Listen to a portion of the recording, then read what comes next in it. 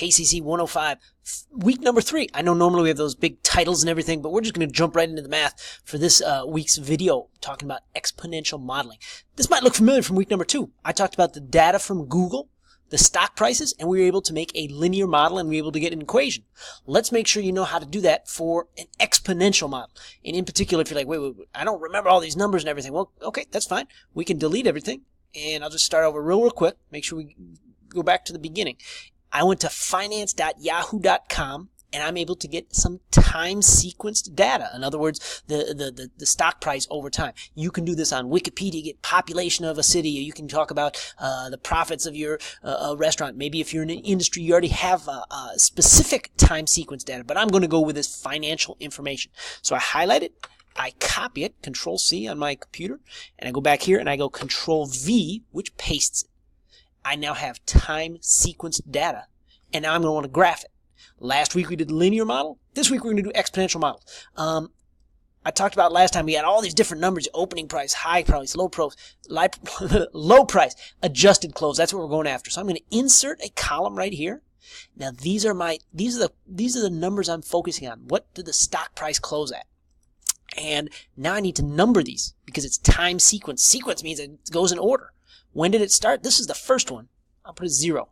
And the next one is 1 and 2. And you see I'm working upwards because these are in backwards order. That's just how it is. Now I could type all the way through, or you could highlight this pattern, click that little blue box in the corner, and pull it up. And we got it just like that. I now have time sequence data, the stock price. I now have these numbers discussing the sequence of the numbers. And now let's make sure we know how to graph them. So I'm going to highlight all those numbers right here. I'm going to go up to Insert, Chart. Excel gives me this. I said, well, okay, you got a line graph, but give me these dots right here. And now I can see the pattern in the dots very clearly. I like it. Oh, we wanted a linear model and an exponential model. Okay, so I'm going to go to Customize. Series right here, Trend Line. Ta-da. And if I go down to Label and I say Use the equation, now I have a label for my equation. Right there. I have a linear model and I have a rate of change, 20.3. Every month, my stock price goes up by about $20. That's great. But this week's topic, we're going to talk about exponential. So trend line, everything is the same. I go back to Customize, hit Series, go to Trend Line, use equation. Yep, right here. Type linear, and they got all these different versions. Don't worry, we're not going to get too mathematical on you. Linear and exponential is all we're going to stick with. I click exponential, and I have this equation. Wait a minute, stop everything for a second.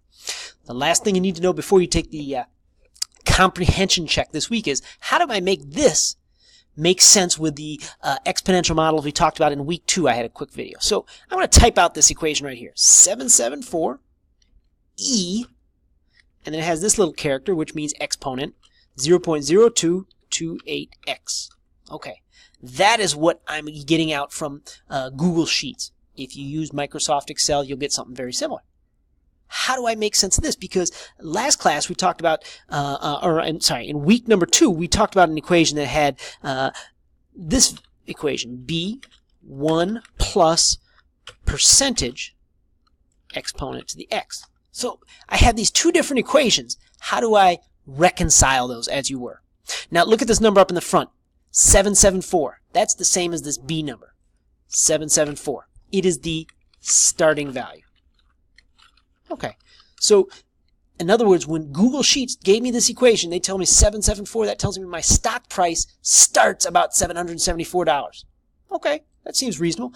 Look at that. It's 758. It's not perfect, but then again, look at these dots. They're not perfectly in a line either. Okay, so that makes sense. We have the starting value. Now this number E, that is a special, this is my very technical definition. This is a special exponential value.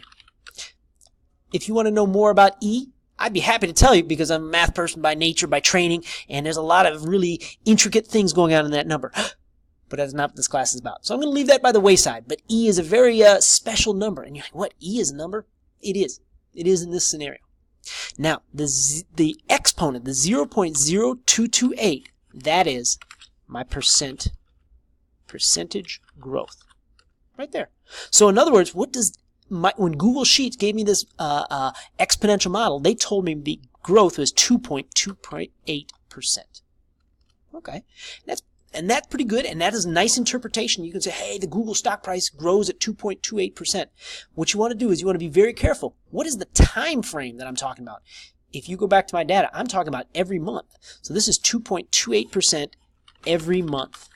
That's very, very good return on stock. If I were you and I had money lying around, I'd say, let's buy some Google stock. All right, and then the last thing is the X, and then X is the time. And so that means that I can use those X values to predict in the future. In other words, if I say, okay, what's the stock price going to be 20 months in the future? I could put 20 into X and solve using a calculator. So when you get this answer out from Google Sheets, you need to be able to interpret it in terms of what we talked about in week 2, this formula. And I know things get scrambled a little bit, but it's just a very similar way. It's 2 different mathematical ways to talk about the same thing. And when you do that comprehension check, I might ask you to take the Google Sheets formula and convert it to this one. We could do that real quick. You say 774, because that's the starting value, parenthesis, 1 plus the percentage. Well, I got the percentage. It's 2.28%. And then I could exponent to the X. Or another way to say it, 774, 1.0228, parenthesis X. And you'll see what I did here. I turned this percent into a decimal. Okay, and by the way, if there's a professional mathematician out there, they might say, well, these are not exactly identical. And you guess what? They're right. But for this class, for what we're doing, that's absolutely all you need to know. Google Sheets tells you that, and you need to be able to tell me that it's the same as this. You need to be able to look at what Google Sheets tells you and say, okay, it's about 2.28% growth each month. So keep those in mind, that if you were able to create a linear trend line down here, just like this, it's virtually the same to go create an exponential trend line. We just need to know how to understand those numbers. So walk through this example again, and before you take that comprehension check, the comprehension check is going to give you a very simple example like this. You can take it up to 3 times, and of course, if you have any questions, you feel free to email.